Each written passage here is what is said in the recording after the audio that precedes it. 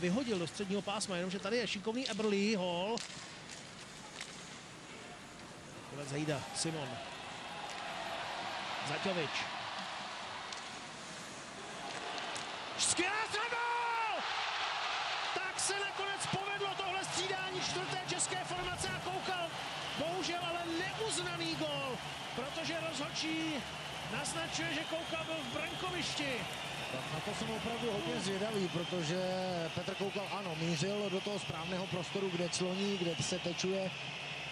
Ale že by nějak vadil kanadskému golmanovi, to ze hry, jako z tohohle pohledu ze zhora jsem si nevšiml, tak pojďme celou akci sledovat. Tady ta střela Zaťoviče, která skončila u Michala Jordána. Já tam problém nevidím. Ani omylem. Ani omylem. Nechápu. Tak tady si myslím, že se rozhodčí upískl, že viděl něco, co neviděl nikdo jiný na tomhle stadionu.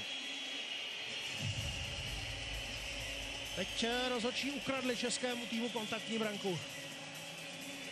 Jednoznačně. To se v tomhle případě nemůže podívat na video. Opakovaný záběr, jak to vypadalo.